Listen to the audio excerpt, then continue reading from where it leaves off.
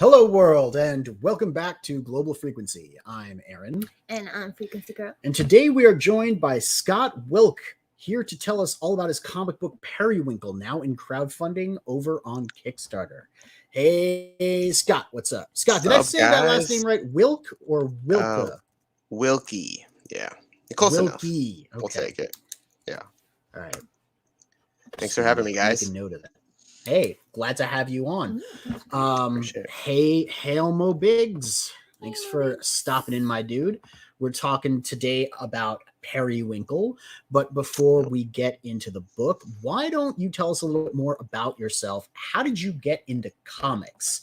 And is there a particular book that hooked you on the medium? Oh, wow. That's a loaded question. I got into it. If you think that's the loaded question, you're starting out hot, dude. I'm an creative writing English major. I went to film school, so I've always had a passion for telling stories. I always joke that I was the one telling my mom bedtime stories when she would tuck me in. So just always had that passion. Never dawned on me to go down this medium of comic books until I went to, my third or fourth Comic-Con, walking down Artist Alley, seeing these indie creators. I'm like, okay, I read comics. I've been reading comics since, my mom bought my first Superman comic from a grocery store. So the fact that it didn't dawn on me until, I was into my late 20s is surprising. But in 2014, I finally, after talking with my wife, after we went to after Comic-Con, I was like, you know what? I think I want to try this. So I started writing my first comic, The Legend of Everett Forge. So it's been a whirlwind since then. Yeah, I can imagine. I went to film school also. I was also an English major. So, we could talk in the back room about how our degrees have really let us down. And, kidding, right? Really, right? it was either teach comparative literature or, go figure out how to write something. And you should not be a teacher. No. We did say hi to Mo Biggs. We should also say hi to Noah. What's up, Noah? And Alan. Thanks for stopping in, Alan. Noah, I know that Scott's hat is bigger than mine, but it's not the size of the hat, it's the size of the brain. And I have yet to peer into Scott's skull to find out what's in there. But we're gonna get into that. So what is better about comics than, say, film? There's so much more opportunity. You're not constricted. With like Alan Moore says, how much he can accomplish in a single panel than you can ever accomplish in a single frame of film. I think that just opened up doors.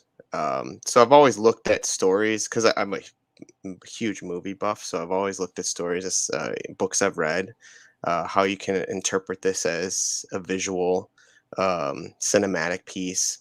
But there's that comic that just elevates film because you can just splice in little Easter eggs, little details, little things you can't capture in, a second frame.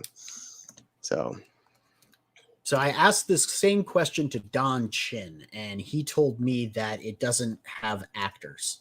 Comic books, you can make comic books without having to deal with actors. Or children or animals, correct. Yeah. Exactly. Yeah. Right. You don't have to worry about prop masters or things going wrong. Hell yeah. Mo Big says, I'm going to venture a guess from the attire that the antagonist of the first Superman comic that your mom bought you was Mr. Mxyzptlk. God, I would love to find that the out. Superman villain, the goofy guy who I would have to you have to say his name backwards. Yeah. I'd have to search through my comics to see what my first one was, but that would be hilarious if that's the one. Mo says Easter eggs in a Christmas book is just going to confuse readers. He does have a point. We're clashing the holidays. Yeah. clashing holidays, right? I mean, it's not even Thanksgiving yet, and people are already breaking out the Christmas decorations, right?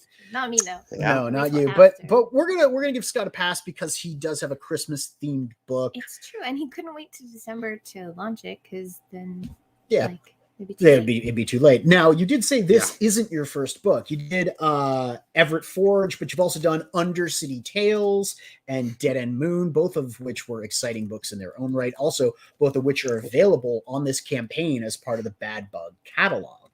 Now, when you wrote Everett Forge, had you written anything prior to that? Did you do any work in publishing or anything, or was that like your first foray into printed work?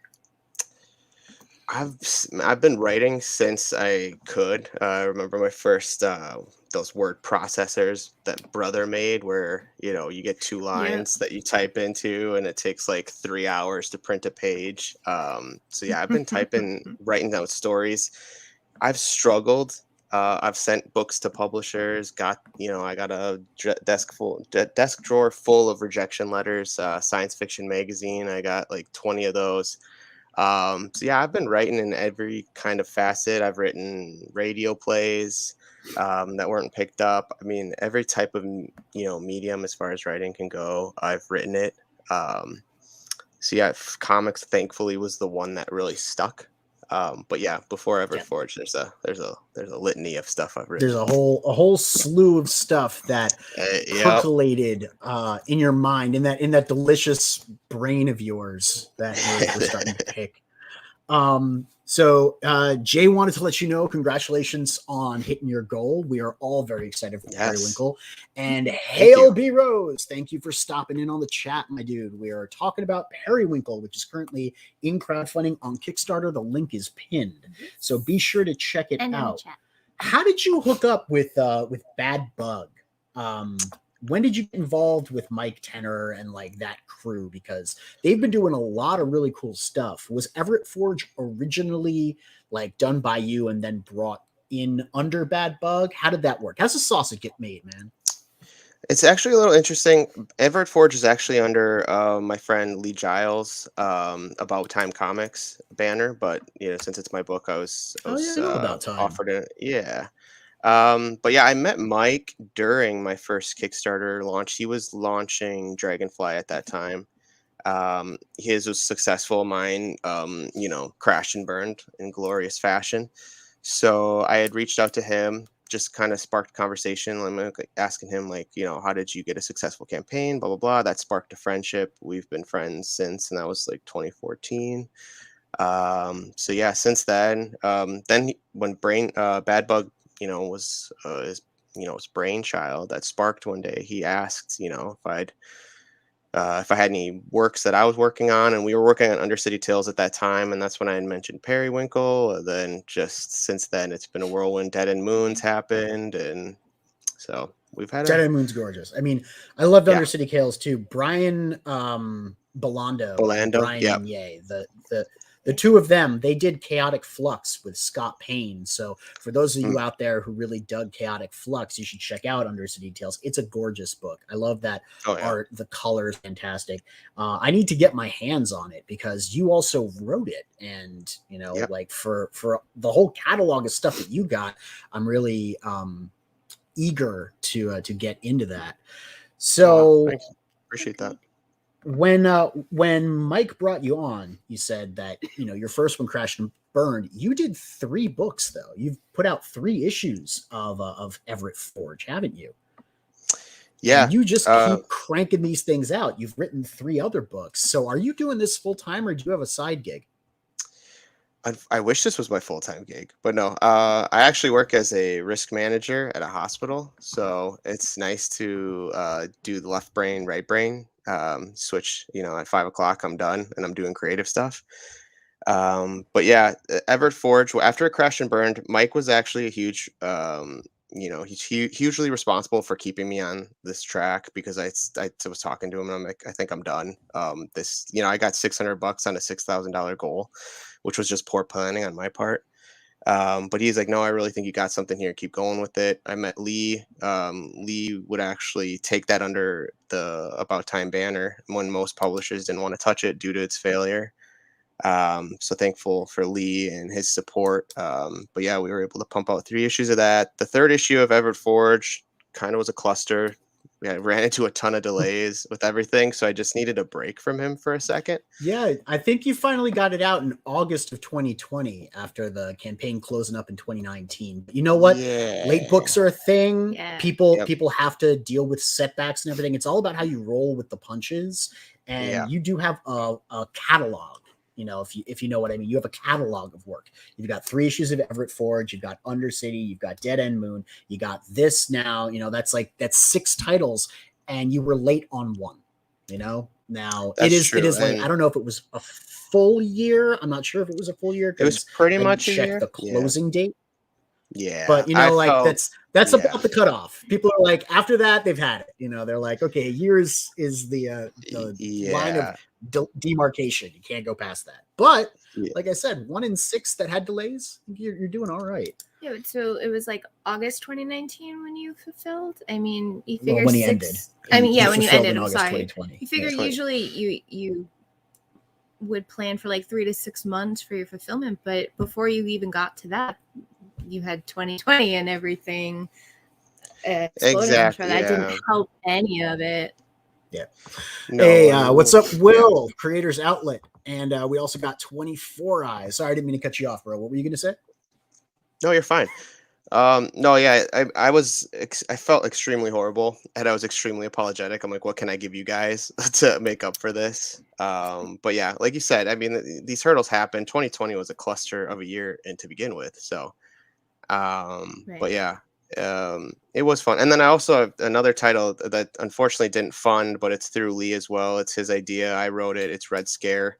He's gonna try to relaunch that one next year, but that's another one it's already done, so we're ready to deliver it. We just need that successful Kickstarter. I think I saw Red Scare.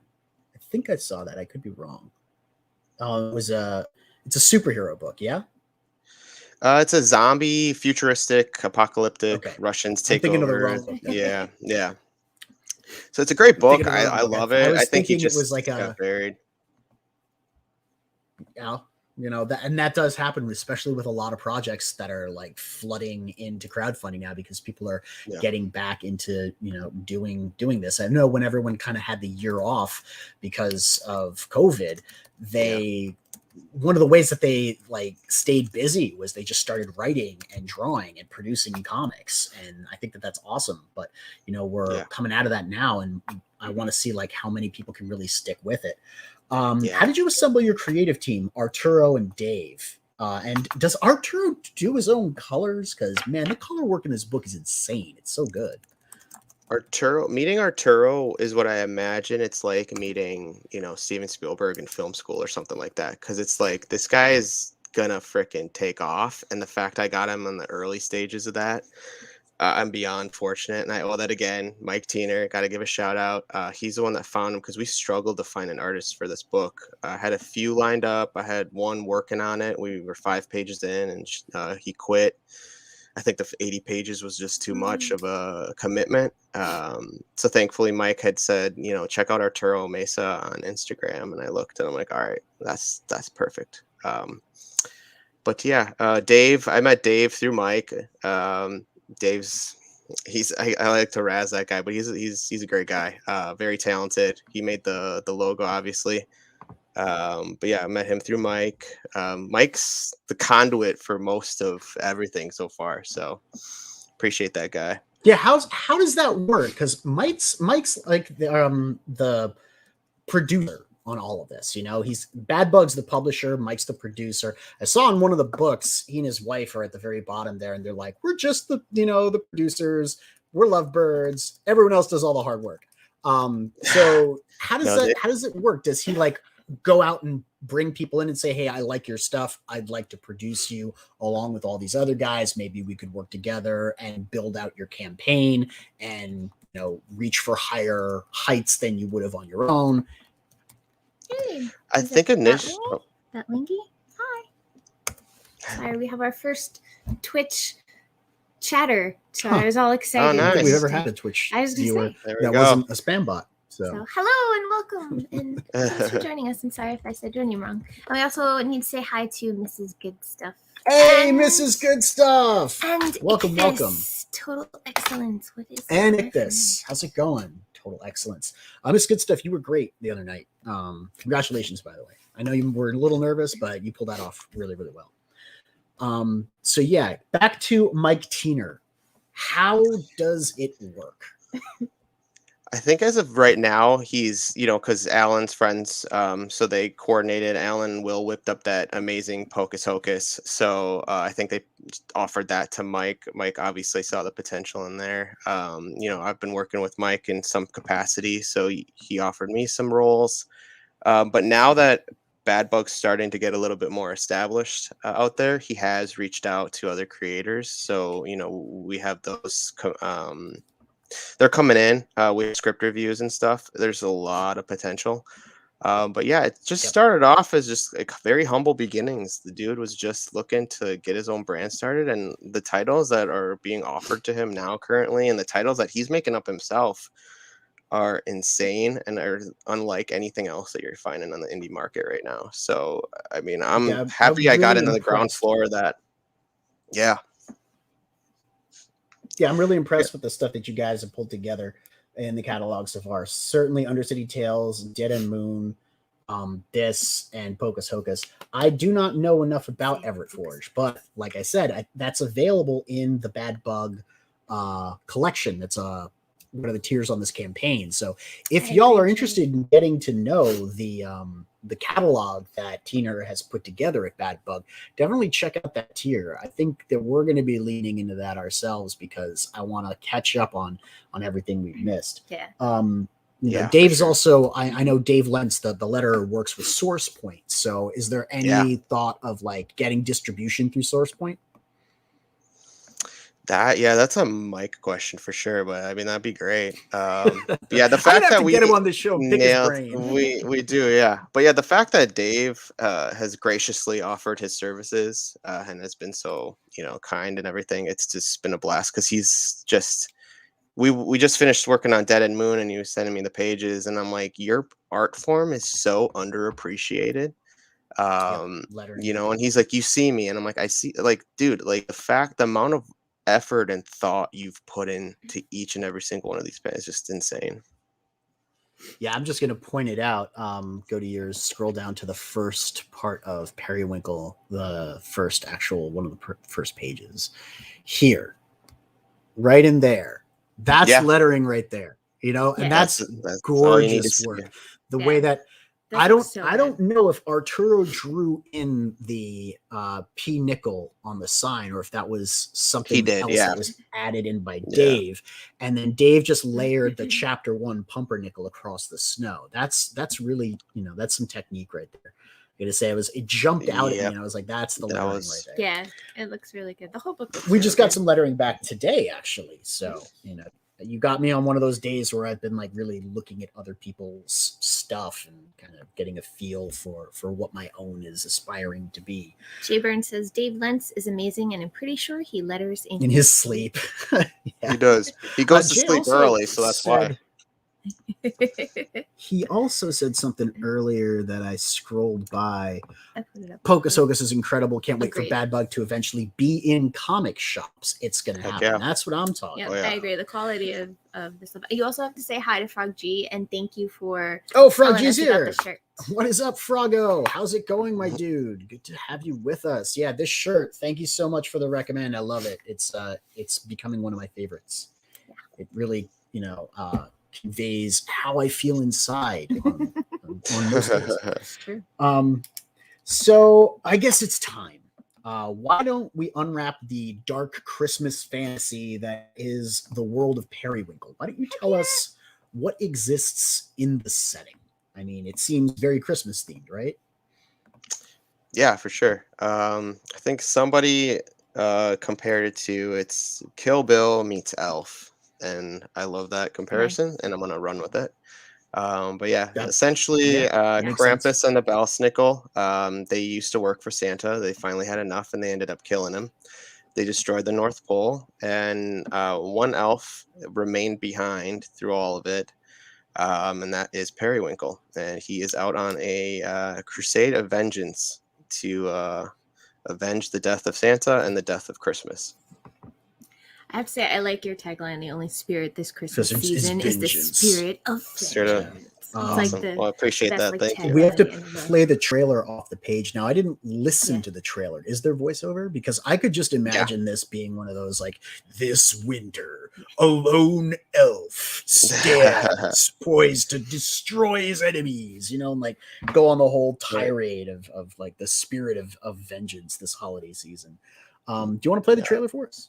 Sure, I can do that. I have to do it from the page because it wouldn't load to StreamYard for some reason. Oh, so yeah, Jared knocked it out with this trailer. So he's a magician.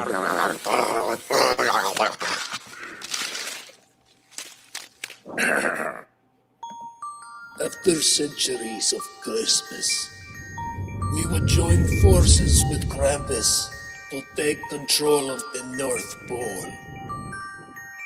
Those who died that day would not come back to haunt us.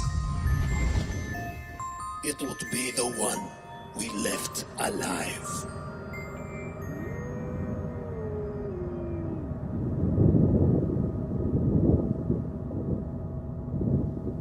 Every year for the past 3 seasons, we've taken Joey on a tour of the toy sections of all the department stores. Oh, well, now, ain't that nice? Is this part of your game? No, I don't know nothing about that. Did you do that? What did he do? What are you up to now, young man? Just a little game that Joey played on us, Mrs. McNulty. A game that sort of backfired. Oh, gee. And I thought I had it planned so good. You did, Joey. You just made one mistake. Only one? What? Those notes were all in your own handwriting. The same handwriting you used in your notebook. What do you know?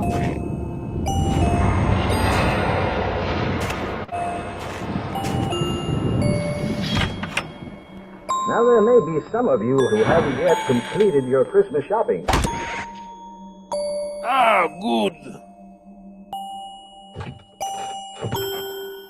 I was worried you would forget about me. I was afraid I'd have to use this. Come. Sorry I'm late.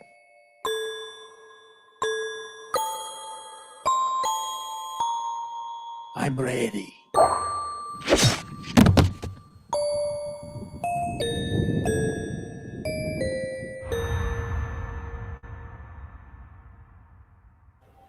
Bro, that is amazing. That's so good. Insane. Yeah, I love that. Yeah, man. So good. I don't see a lot of trailers that really like can hold a candle to something like that. That was very expertly done. Yeah, for that sure. was fantastic. How does that feel to have seen that put together, advertising the book that you wrote? Yeah, that's indescribable, to be honest. I don't even know. And the crazy thing is he didn't.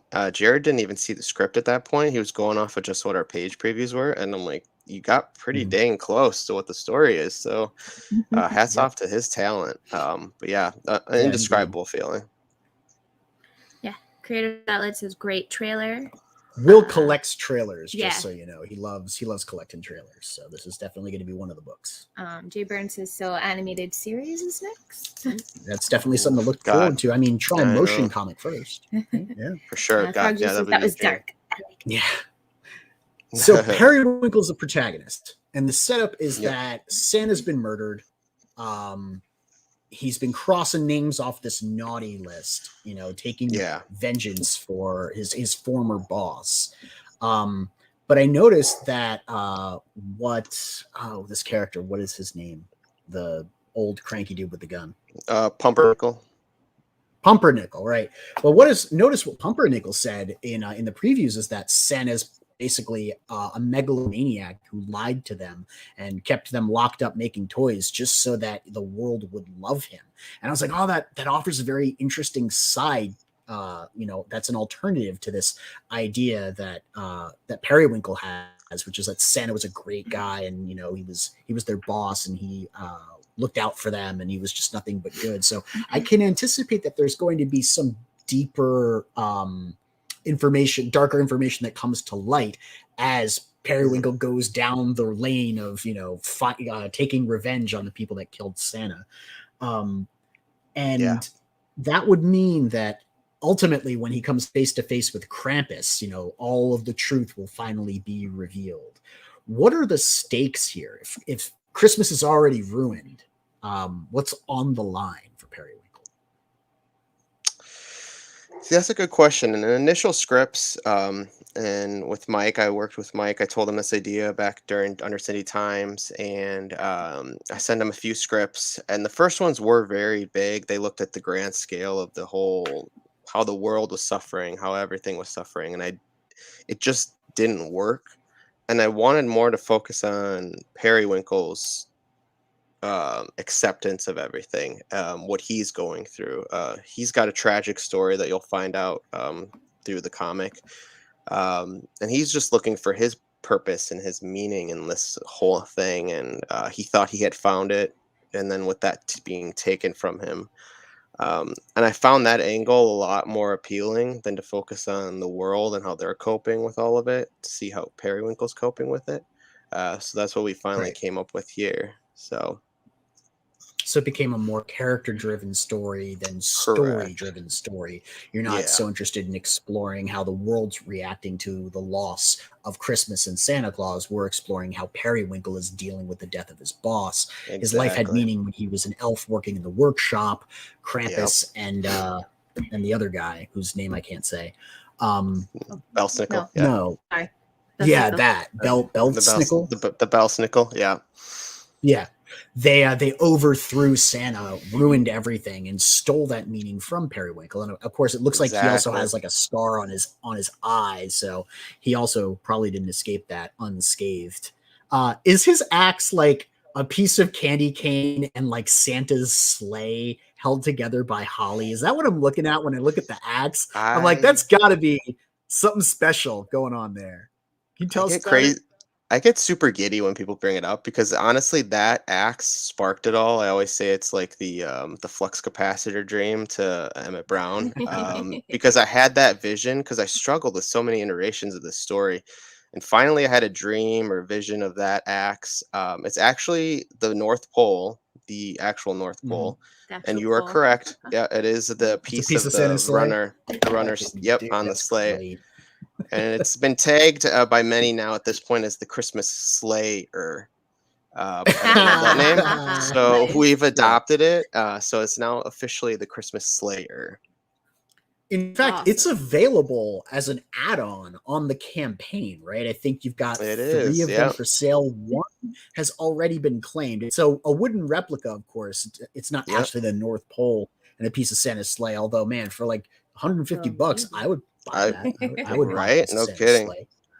Yeah. Yeah, we'd love to do it out of metal. Unfortunately, it's just, we don't want to create an actual weapon here. But yeah. You're not Elon Musk. It's not a flamethrower, I swear. Legal purposes, yeah. Right? Yeah. And I imagine shipping might get a little bit difficult too, like for sure. As far as weight's concerned. Yeah. Exactly. So one of the possible things to explore is, like mentioned earlier, when Periwinkle's talking to Pumpernickel. I think his name's Pumpernickel, right? I can't remember.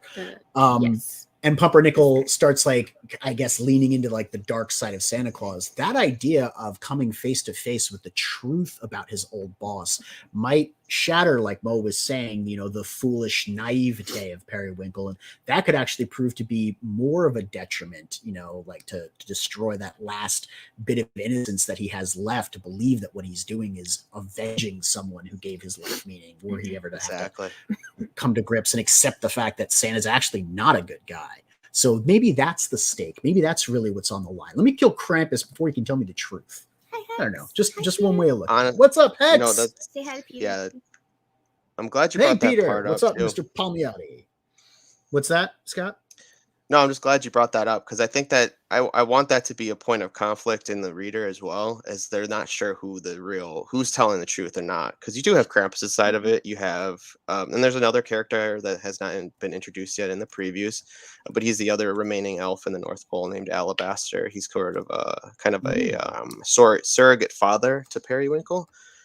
So he has his own picture to paint. Periwinkle has his picture to paint. We have multiple pictures, and it's up to the audience a little bit to figure that out. But we do like have that. some. I mean, it's multi-layered. It's complex. Exactly. There's definitely a degree of versatility to the storytelling of it, where you can look at so many of the different sides of this story and kind of decide which one you want to prefer. Personally, you know, as a writer, I always step back and I try and see that broader picture and see how it's all being woven together. I'm also a very story-driven storyteller, so it's exciting for me to read a book that's very character forward, where it's more of an experience of what the character is going through and learning and how he's seeing the world rather than how the world is being seen, you know, or being affected in its entirety. So, you know, obviously there's a lot of Christmas spirit in the book, but there are also a lot of Christmas books that are coming out right around now. How do you think you're going to really differentiate yours from the pack? What's going to make it stand out? I think because it's what, third, fourth, fifth, I can't even keep count of the iteration this is. I think we finally achieved the balance that, you know, Mike and I were talking about early on in a book that appeal to multiple audiences. Is we're not looking to solely appeal to people who hate Christmas. We're not looking to solely appeal to people who love Christmas. We're just trying to get that you know, that big bucket of people. And so far the feedback I've heard from people who despise Christmas, who hate the music playing on the radio already, and they're like, I'm super stoked for this. You know, my wife and I were Christmas fiends. We've decorated like 2 weeks ago. My wife's a fanatic of it. I mean, she's a little biased, but we've had from Christmas fans that they're excited for it. And the overall story, I think, appeals to those audiences because it's, again, focusing it on Periwinkle less than the world's reaction, more of Periwinkle. We all know that struggle of trying to find your purpose in this world. Oh yeah, trying to find where you sit, especially people who have experienced tragedies and personal tragedies, family tragedies. So yeah, I think we nailed it on that. So I think that's what differs us from the rest of the group. You passed the axe. I just wanted to linger on the axe for a little bit. That would look great on the mantle, you know, over the fire, roasting with cheer, or however that goes, right? Hung on the mantle with glee, the stockings, with care. Yeah, that whatever. I don't freaking know the rhyme anymore. But yeah, any good story is going to appeal to a broad audience, and I really like, a lot like with Pocus Hocus, how it used magic as sort of a motif to explore and satirize a little bit and play with. It seems like this is doing the same thing with Christmas, specifically the holiday, but it's telling an interesting story about a character, you know, Periwinkle rather than Pocus, in a very intriguing and compelling circumstance. So it also has that horror element to it as well. Is that kind of the Bad Bug brand? Is there a brand that you guys are leaning into over at Bad Bug? Horror and satire with a particular theme put forward in the book? I don't know. Yeah, I mean, essentially, we're looking for wild and crazy fun. So if it's those things, he's not, you know, Mike's not necessarily solely looking for horror. I think he is a horror geek, though, as we all are. Yeah. But anything kind of you're not finding in the other. Somebody had mentioned it early on too. It's the stories you didn't know you wanted to read, and that is what we're looking to obtain.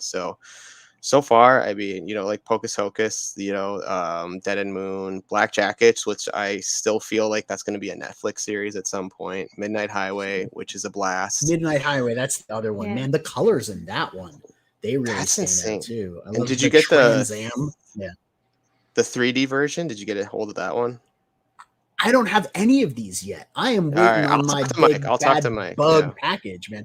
I saw the like on the campaign, the blurry 3D one. I was like very intrigued how that works in a comic book as far as like the printing of it. I don't know what type of print file you'd be using that generates a 3D image and how your printer would go about doing that with like the red and the blue ink. Would you need glasses? I don't know.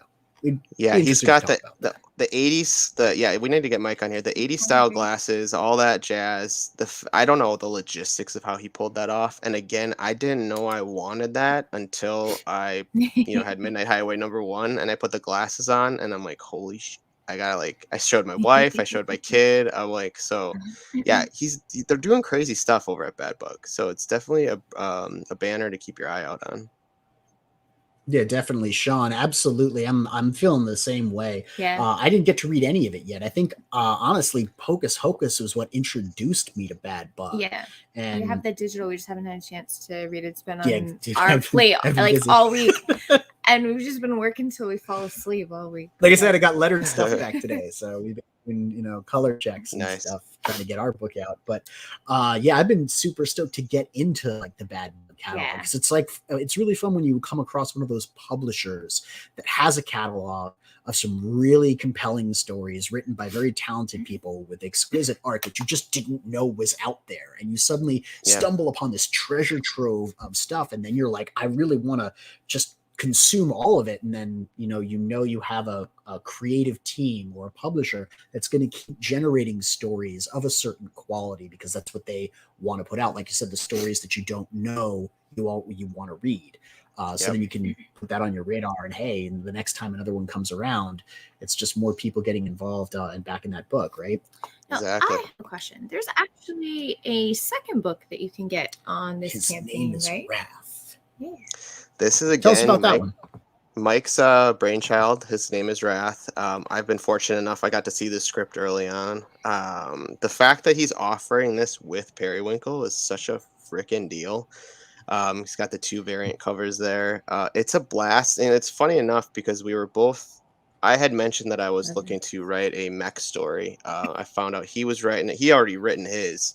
He told me what his was about. It's a mech versus the Legions of Hell, and I quit. I was like, I can't top that shit. Sorry, I can't top that. So I just told him, I'm like, all right, you go forward with that, like, because you got it, man. And I've seen the pages, some of the pages for it. It is a blast. So the fact you can get this all for like, what is it, $30, $35 is an insane deal. Yeah, I saw that. I'm like, if you don't get both books, it just doesn't make any sense. Like, exactly. It's just such a good deal. Yeah, you have to. I mean, it's a mech fighting the Legions of Hell. Now I'm like extra sold. Yeah, like I was already all down about mechs. I was already down to read the Christmas story about the elf with the axe going in, and now there's a mech involved. Like, man, mech in the desert versus the Legions of Hell. Yeah, that sounds right up my alley. Seriously. Oh yeah, it's a blast. Like I said, I got definitely to read do that, Sean. Pages. Yeah, 100%. Snag that. Nice. Yeah, you have to. But yeah. So yeah, this was. Yeah, I know, right? I was stunned too. Yeah, I just saw Hocus Hocus. Yeah, and those guys, Alan and Will, I mean, for coming out of the gate, like making us all look bad. Already they're approaching issue 3. So nice too. Yeah, but that's what you want on your team, right? You want really nice guys who come out of the gate. They're just awesome. And they kill it and they make it look easy. Yeah. And then they go on shows and they're like, yeah, we just kind of did the thing. Yeah.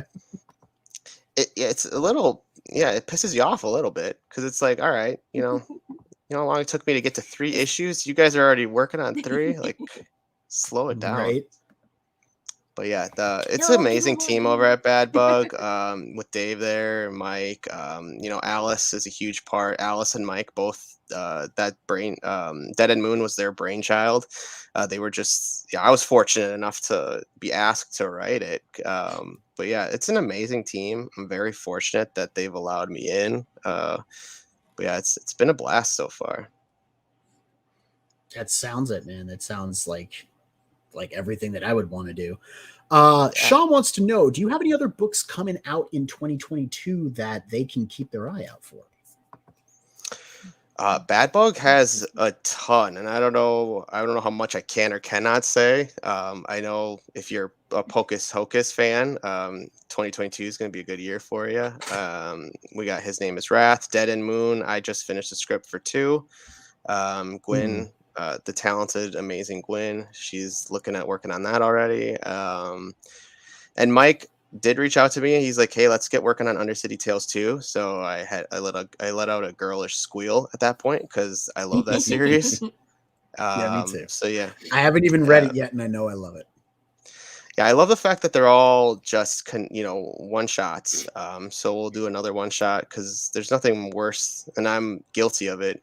Taking years to produce a full book. So, but yeah, Bad Bug's all about knocking it out. So basically you're saying that everyone should follow all of the Bad Bug creators so they can make sure that they are up to speed on all the things that Bad Bug is doing. And they don't miss out on all the awesomeness that's coming down the pipe. Awesome. Yeah, so we've already been looking at the camp. Oh, please go ahead. No, go ahead. You're good. Yeah. I was saying, so we've already been looking at the campaign for a little while now. We know we've got the Axe on there. We know we've got the Bad Bug catalog on there. Why don't you tell us a little bit more about some of the interesting tiers or rewards that we can pick up with our pledge? And who designed the campaign page? Is that something that Mike did, or were you involved? That was all Mike again. I don't want to give that guy too much credit. He's gonna get a big head. But he designed the page. He's got the knack for that thing. And it's a collective. He sends it to the Bad Bug group when we go over it. But yeah, the gifts and all that stuff, that was all him. As far as rewards, we got some pretty unique ones. Again, we got the Santa Slayer, and then my favorite is being drawn into the book. So we have multiple options. So if you want to be drawn in, if you want your kid to be drawn in, we got a bunch of, because later on in the story, we see some of the naughty kids that Krampus has taken to punish. So if your kid was being naughty this year, good way to get them drawn in there. We have a plethora of bad elves they could be drawn as. Too? Yes. Yeah. Oh yeah, for sure. You can put whoever you want if you're drawn in. Exactly. Froggy says trailer sold it back. Nice. Thanks, nice. Froggy. Yeah. Shout out to Jared for the trailer. We got bad elves you can be drawn as, and the fun thing with that, and Arturo, again, he's a genius. I told him I wanted it to be the designs because half the elves left with Krampus, half the elves tried to stay behind, they couldn't make it, and they just left to do whatever, making cookies in a tree. I don't know. But the bad elves, as they pardon from Santa, they start to lose their magic and they degrade physically. So Arturo came up with this great evolution or de-evolution of the elves. So if you really want to smack it to somebody, you could have them drawn as an evil elf. We got plenty of those to be drawn as. Plenty of good elves, all that stuff. So there's a lot of options with that being drawn into the book. Yeah. Yeah, exactly. It sounds like there are. It sounds like you have plenty of opportunities. Yeah, I sense that I'm going to get drawn into a holiday book. But at least if you do have me drawn in and we get the stocking stuffer, I will get that sick hardcover version that Jay was talking about earlier, because that hardcover is beautiful too, right? Yeah. And that was said he put Danny on his Gotti list. Bow. What's up, good stuff? I saw you sneak in here. How's it going, my dude? Yeah, I had an early request with Mike. I'm like, if we're doing this book, we're doing a hardcover. So we've really pushed hard for that. And then with, again, Dave Lentz's genius, that logo. I told him I wanted a Tim Burton-esque logo, and he delivered in dividends. So I love how that just pops on a very, black or brown logo. We got the axe, as you can see there, 39 by 24. The bee in the book. That's just some of our tarot. And we'll have the back of the book. It's going to be plastered full. Yep. I like that. Smart. Yep. I was going to say, I'm like, oh man, it's Kickstarter. I can only back once. I want all the things. That was really smart. Technically, you can sign up more than once, right? That's fair. I mean, right. We had to do that once to back two different tiers of the same campaign. Yeah. Right. Yeah, Mike's very Don't easy. remember And which one then it was, but we had to do that. greeting card pack. Greeting We've card. been fortunate enough that's to work cool. with a variety of talented artists. So we had Ed Bigford do the Merry Krampusnacht. That's really cool. Danny Julian did the Periwinkle Coming Out of the Fireplace, which is modeled after that, those old school Golden books, if you ever read that. Yeah. And then Summer, which she was on my wish list of artists to work with. She did a Prancer piece because all the reindeer are killed off. Belsnickel killed all the reindeer except for Prancer, so she's kind of Periwinkle's Periwinkle's friend and steed in this comic. So we did a gory piece and a not so gory piece. So depending on who you send these cards to, somebody will find something to enjoy. I was going to say, I'm totally sending the one with Krampus and Santa's head on a plate to my nephew just to see his reaction. There you go. Exactly. What's up, RJ? RJ says, get this book. Critical Blast wants to back. Yeah, hey. So, I mean, all of this is looking really good for you. You guys are doing very, very well for your first week. I mean, you're only 7 days in. You've got over 8K so far, 100 and something, 170 backers. I can't tell because Frequency Girl won't scroll up on the campaign page. Because I'm actually paying attention to the chat. Oh, okay. No, I'm glad that you're, taking care of that for us. There's more. We're gonna go there. That's what I want to see. 177 backers in 7 days. That's nice. A fantastic number. Here, now we'll go back to the bottom and you can scroll up to find what it is you were looking for. We remove this for now because nobody needs to see me try and scroll back to where it was. Okay. Was that Periwinkle Bingo? It might be. I don't know because you messed everything up. Yeah. Let's just keep blaming me. Who's going to get drawn in that book? You're going to get we're going to get another one. I'm the outside one. You're the evil one. And you're going to get drawn into the book as the wonderful, amazing, cute elf, and you are the evil elf.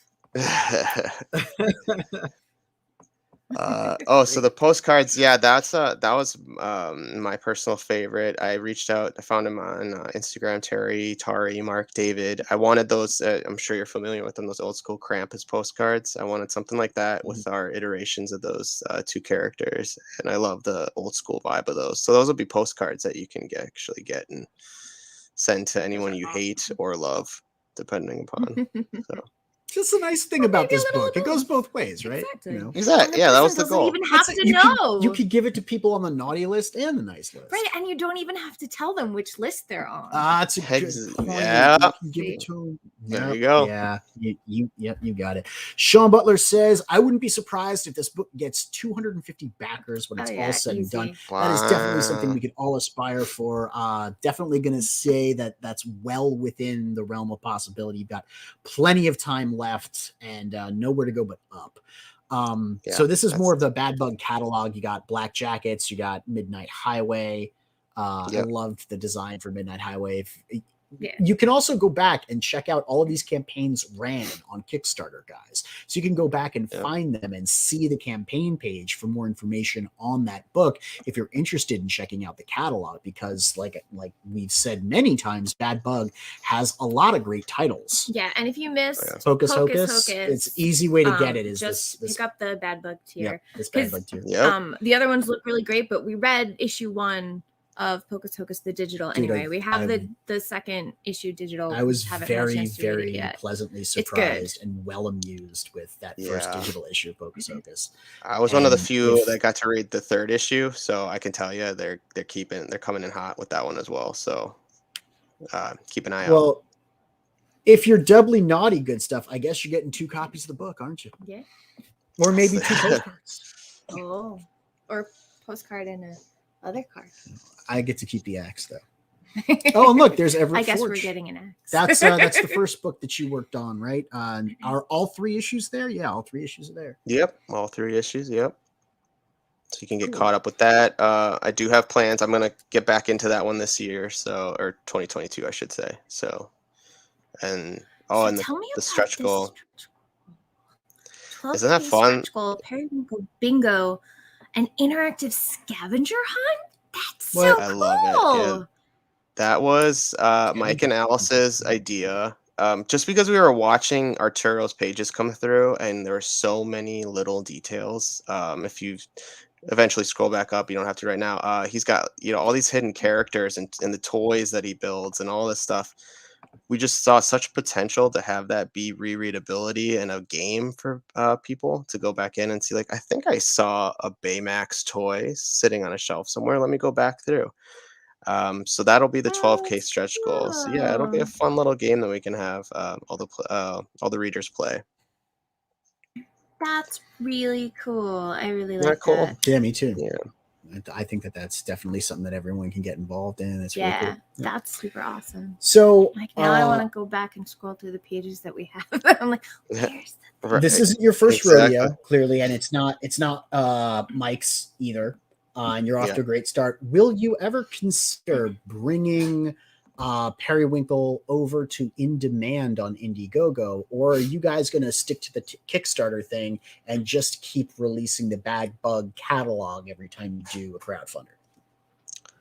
I think the great thing about with Mike and everything, we're all open to any and all ideas, and we're not settled into one thing. And I think we're exploring all of our options from a marketing standpoint, from a selling standpoint.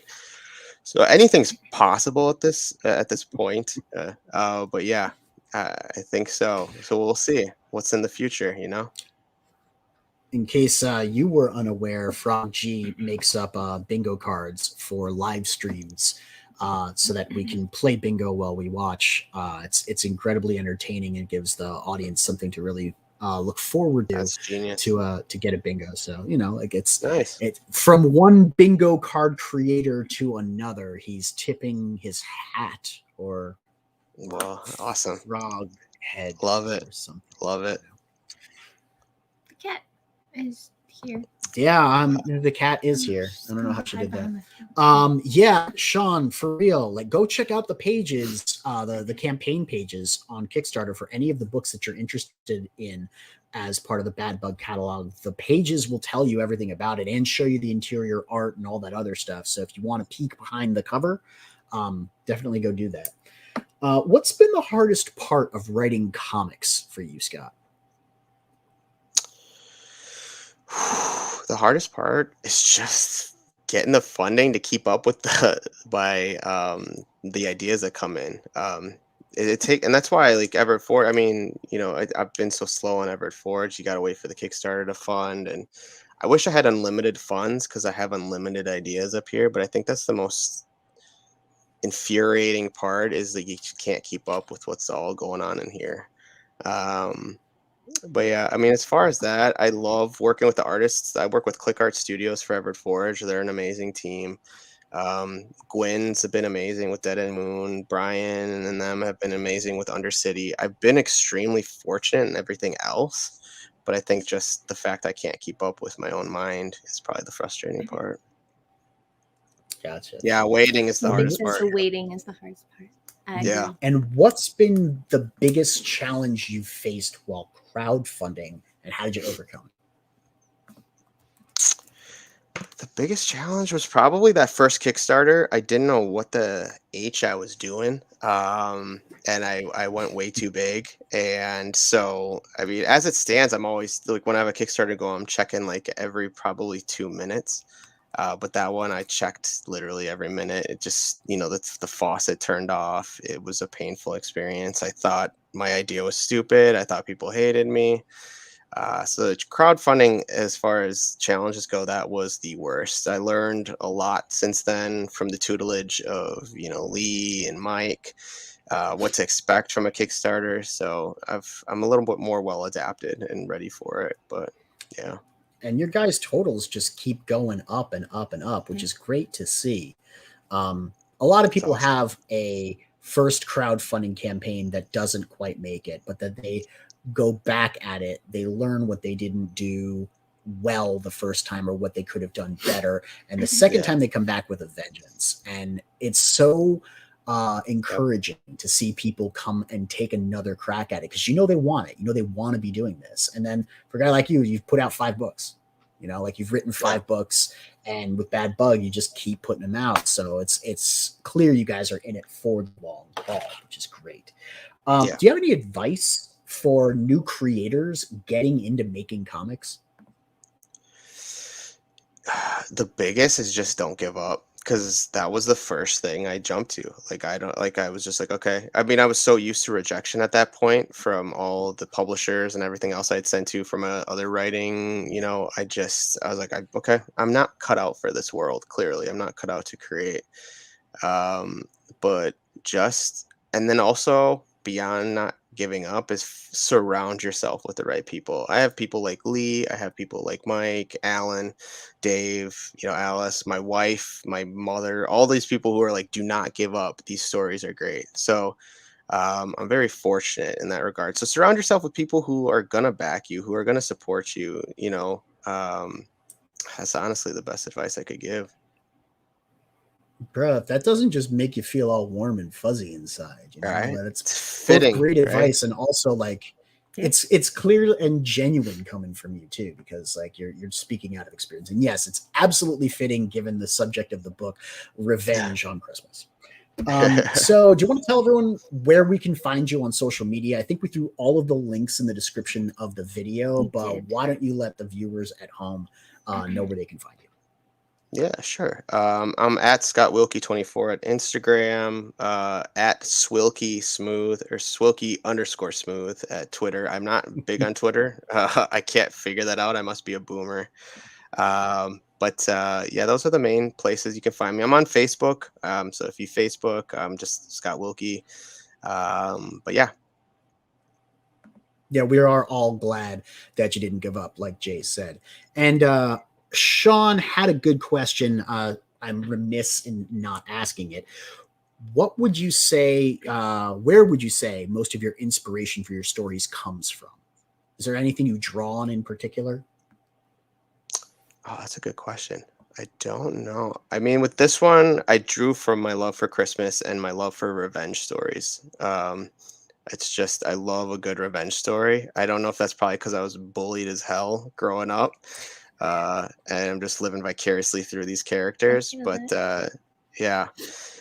being a former fat kid, super fat kid, any type of revenge story, I'm all for. So, but yeah, I think maybe I'm hugely inspired by writers like Richard Matheson. I loved his takes on horror, and that was one of the main kind of genre that I used to write in is horror. So stuff like that is all. Yeah, I've never been that big on horror. I'm much more of like a sci-fi guy, but the more I look at these books, the more what you guys are doing with horror, the more I find myself becoming a fan of it, because horror back in the day for me was mostly like jump scares and slasher films. Boring real fast. Even psychological horror was kind of boring after a while, but what you guys do is fun. It's fun horror. And I really appreciate that element, that side of it that I didn't really get to get into. Sean says, bullying is not cool. That's why I love dodgeball. It was a way the fat kid with a good arm to get back at others without causing trouble. Oh, hell yeah. Biggs did say earlier, don't give up is conditionally very good advice. However, sometimes some people's campaigns reportedly fizzle out for a reason. Nicely done, Mo. And I think on that note, we're going to wrap it up. Is there anything else you want to say to the audience before we leave? No, just continue to keep an eye on Bad Bug. There's a ton coming out in 2022 that you're going to love. Back Periwinkle, obviously. There's a blast, and I've been actively developing prequels and sequels, so there's a ton to this world available. So Travis wants us not to wrap it up. What is up, Mr. Travis Gibb? Hey, there you go. Glad to see you in there. We unwrap for Christmas. Very, very good. Now I have to follow Scott. I'm very impressed by the quality of his product. Definitely do, Peter. Keep an eye on him. We're going to try and get you some more followers on Twitter, see if we can find some more people to, Please get do, interested in what Bad Bug is doing, because it really is a really cool studio. I got to say your catalog is very impressive.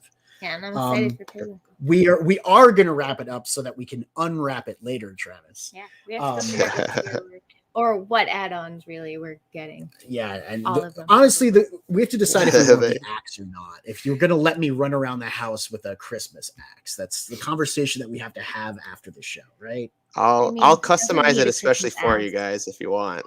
So that sounds really cool. I don't know if I'll be able to see anything you want on it, I'll put on it. So all right, well then you don't know what you just opened yourself up. He's going to be in the back room after this, so we can talk. But that's going to be it from us tonight. Thank you so much for tuning in. Don't forget to click the bell, like, subscribe for notifications, something like that, and tune into the frequency. We'll see you next time.